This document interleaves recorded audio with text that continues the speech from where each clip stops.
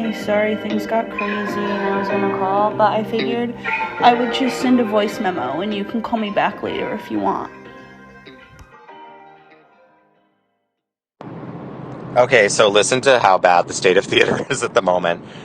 So one of my friends got an audition for Corny Collins in Hairspray at Theater by the Sea, which, like, yes, Theater by the Sea is a joke, but it's also, like, a union theater that pays and is technically professional.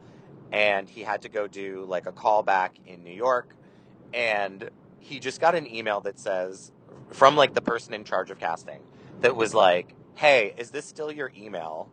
Which, like, it's the email that's on his resume. It's the email that he's used for everything. It's the email that he used the last time he did a show there. So, like, he literally still has a correspondence with this very person. And they were like, is this your email? And he said, yes. And they said, okay, give me an hour. Like, what are we doing? That is so annoying and makes zero sense.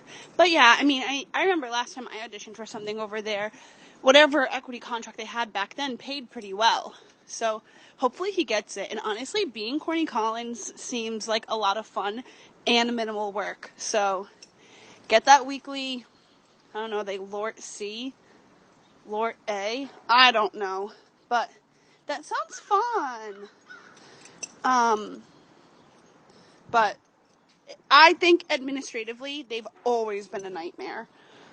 Oh, goodness. But at least they're not taking the Trinity route and just, casting anybody who walks in from Kennedy Plaza. And I can say that as a girl who used to walk from Kennedy Plaza to go to my auditions at Trinity Rep and my classes and whatever. No shade to the people taking the bus. Okay, I just have this would you rather question and thought, oh, this would be a good one for Alexis because she's often lives in walkable cities anyway. Okay, would you rather never drive again but be able to have sex, or never be able to have sex again but be able to drive? You have to pick one or the other. You can either at some point drive again or at some point have sex again, but you can't do both. Which one would you pick? Okay, question. Does sex include just penetration or all sexual acts? Oh my God. I think it has to include everything beyond kissing, or I guess like anything that isn't like over the pants. LOL. I gotta think about it, but honestly, because I have 3 animals who I might have to bring to an emergency vet hospital, I'm 99.99% sure I would give up sex and keep the ability to drive. But I'll think on it a little bit more. Not paying all those damn dues for a $26 bump. And they were like, okay, What so is that after 1, 2, 3 non-union's months? going to be $700 a 26 week, and times he's 4 union, so he times emailed 3. them back, and he's like, That can't oh, even actually, like, be I'm union. $700. And they got back, they're like, oh, okay, no problem. Oh my God, So it's just going to be equity is such a $726 a joke. week. I was like, $26? Oh my God. Not paying all those damn dues for a $26 bump? What is that after 1, 2, 3 months? 26 times 4 times 3? That can't even be $700. Oh my God, equity is such a joke. It is Thursday, March 6th, 11:30 a.m. Central in New Orleans, Louisiana. And I just found out that I'm in a pickle with my disability claim and unemployment insurance. And I basically will not be getting any money for the next 2 to 3 weeks. And then not able to file for unemployment until April 8th. I love America. But I have edited 2 vlogs. I'm on the 2nd episode of our podcast. I learned what battling was today on TikTok, which is apparently a way to make money. So, yeah. Hope your Thursday is going better than mine. It is 1:43 here, Thursday, Rhode Island, March 6th. I'm sorry to hear that. That sounds incredibly stressful. I've definitely been there.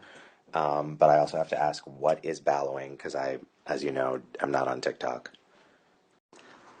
Yeah, I didn't learn until today. A girl that's been following me since like 2021 joined my live and explained it to me. It's like a lot of the drag queens from Drag Race do it, where you go on live together and you just like talk, and it's like your followers versus their followers. When people tap the screen or give gifts, it's like whoever makes the most TikTok money wins the battle. Hello, it is Friday, March 7th. Um, and I was actually just on Instagram and I saw a very good friend who I love very much, who is also going to be a California expat who's taking off, leaving California. And she posted that she's like, every single day that I'm away from California, I'm going to be like reduced to tears. Like, I hate this. I hate that I have to leave California.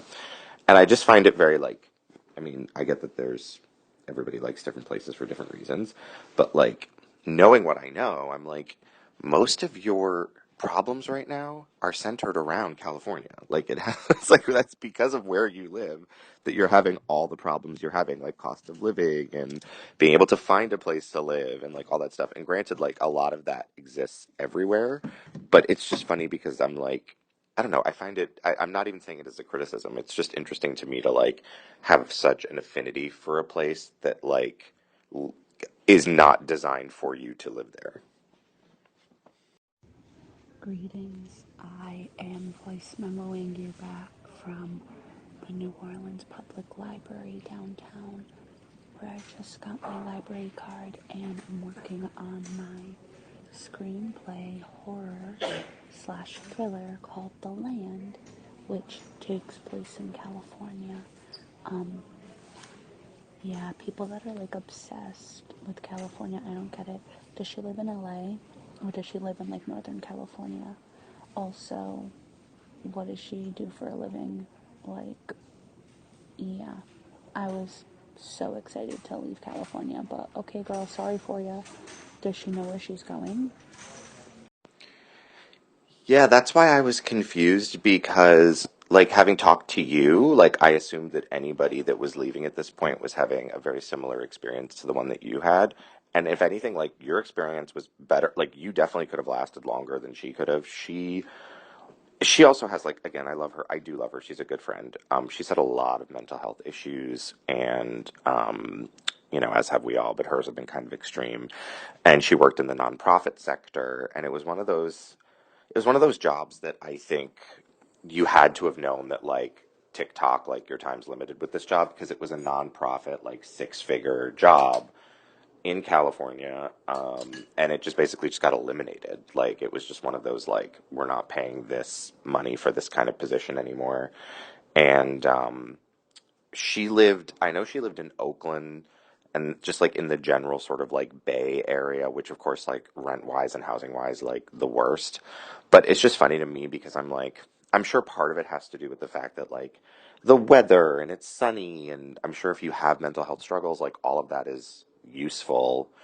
But it's just funny to me as well because I'm like, who have been away from New England for a long time will talk to me and they'll be like, oh my God, the idea of like a New England winter and the cold and the dark and the snow. And I'm like, girl, global warming has fully hit New England. Like it is, it snowed 3 times here this year. And last year it snowed once. And like, yeah, it can be chilly, but like, it's not any darker here than anywhere else that like observes daylight savings time. So it's like I don't really, yeah, it might be like a little bit warmer depending on where you are. But then like the trade-off is like in the summer you can't even leave your house. So to me it's just like the people who are like winter, winter, winter, I'm like we barely get a winter here. It's really not that bad.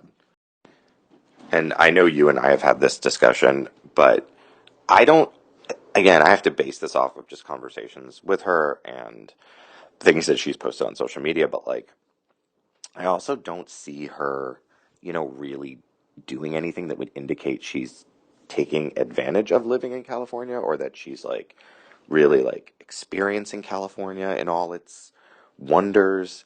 Part of that is obviously financial. But it's just another reason why I'm like, why are you going to be so devastated to leave? You're barely interacting with the place where you live. And like just talking to friends who've like left New York, a lot of that decision making in regards to New York is like, well, I can't afford to do anything here. So like if I'm going to be living just like in an apartment but not doing anything because it's so expensive, I might as well move somewhere where like the apartment's going to cost less or the surrounding things are going to cost less and at least I'll have some kind of a life because like otherwise you're just living somewhere for the vibes. I will say it's very California to live there for the vibes, but let me tell you what, vibes will not feed you, okay? I actually have heard really, really awesome things about Oakland, so that does kind of suck for her. But also, if you're in Oakland and you're not taking advantage of it, that could make sense. But they have some dope communities of color and dope queer communities out there. But from what you're saying, it doesn't seem like she's taking advantage of that. I know for me, I feel like I hit the ground running in LA. Like, it's like I had a podcast, I blew up on TikTok. I had that like artist studio with my friend. I had so many scandals, so many lawsuits. I did a world premiere of a play with a big director and got to meet Tim Allen, very random stuff. I got to do my movie in not Montana. Yeah, Montana. The movie that never came out with Dennis Quaid and Wyatt Russell. It still hasn't become a thing. But all of my years there were riddled with like tragedy and the biggest financial struggles I've ever had in my life. And that's as somebody who lived in New York. Like, I just think if you're gonna work in nonprofits, which I love, or if you're gonna be an actor, writer, producer, creative of any kind, like, you're not gonna be able to survive in Los Angeles unless you literally have multiple roommates and multiple jobs. It is so, so hard. And at the, ripe age of 33, I just can't do it anymore. And don't get me started on the weather. That is literally all y'all be saying in LA. The weather, the weather, the weather, the weather. The only thing that I regret about LA that I will kind of miss is that I really wanted to be better integrated into like black communities of Los Angeles. I don't know how I managed to live in New York as long as I did with barely any white friends, and then got to LA, which is also so diverse, but only had a few black friends. I wish that I would have maybe gone out more. I think about that Kendrick song that's like, don't say hate you hate LA if you don't go past the 10. Like, that wasn't me per se, but obviously being limited financially and with how huge LA is, like, there are certain things that I feel like I didn't take advantage of in the 4 years I was there. But oh my god, also too, I didn't realize it only snowed last year once back home. That's crazy. Okay, so I just finished a job interview. I have fully become a fake it till you make it person when it comes to this stuff. Like, I don't give any thought anymore to like, do I know how to do that? Because, you've had this experience too. Like, at this point, I've seen so many people in so many positions that have no clue what they're doing. I've seen and worked for companies where no one has any clue what they're doing. So I'm like, you know what? There's no way I'm making good money by being like super honest about my abilities. I just need to apply to anything and like just like cross my fingers and hope for the best. So I had this, but I will say like when it goes wrong, oh boy, it goes wrong. So and I should honestly, it should have been a sign. I got an interview with this company that's called Trump. It's Trump with an F at the end, okay? Has nothing to do with Trump. It's like a laser cutting thing, and they wanted a tech support person who can like troubleshoot electronics remotely. Do I know anything about troubleshooting electronics remotely? Absolutely not. But again, like most of the jobs that I've like been called in for or gotten interviews or like the job I'm working now, I don't like nobody knows what they're doing. I sort of know what I'm doing now because they train you, but like, if I didn't apply to jobs because I was like, well, I don't really know how to do that, like I would just never work. So I applied for this and was just like, yeah, yeah, I know all this, I know all this, I know all this. because I'm like, well, whatever, they're going to train me. And most of the time, like the interview, speaking of vibes, like most of these interviews are just vibes. Like you end up on the phone or like on a Zoom call with a guy in his 50s who just wants to chat with you about like what are you up to? What are you doing? How's it going? How's your day going? And if they like you, these are all tech bros, so it's like if they like you and you seem cool, like yeah, come work with us, whatever. We'll teach you how to troubleshoot electronics. And what I've learned is that like you can fool anybody but like a woman of a certain age. Like if you get on that interview and you're being interviewed by a woman between the age of like 28 and like 40, forget it, like log off because like these women actually take things seriously and they're going to want to know that you actually know how to do what you say you know how to do. So I log into this interview like and I feel like within 3 seconds, this woman was like, you don't know any of the stuff that you said you know how to do. Like, you don't know how to troubleshoot electronics. You don't know about lasers. And I had even done a little research. Like, I didn't go in cold. I was like, okay, let me see if I can, like, bone up on as much of this stuff as possible so I can at least bullshit it. And no. Like, she was not having it. Like, she, like, wanted, like, literally like A, B, C, D of everything on my resume and like every answer I gave to the application and like, yeah, like what do you know about electronics and wiring and blah, blah, blah. And I literally just like X'd out. I was like, I'm just gonna go. I'm just gonna X out of here. I'm done.